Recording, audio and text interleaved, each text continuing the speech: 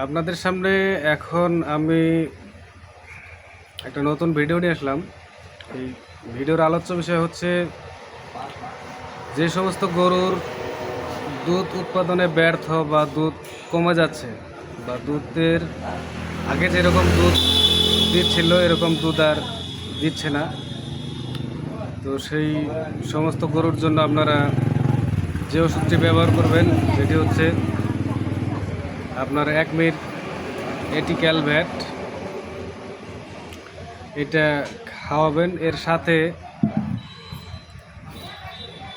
ফেরোভ্যাট iron syrup. তো এই দুইটি ওষুধ নিয়মিত সেবন করালে ইনশাল্লাহ দুধের উৎপাদন খুব তাড়াতাড়ি বাড়বে।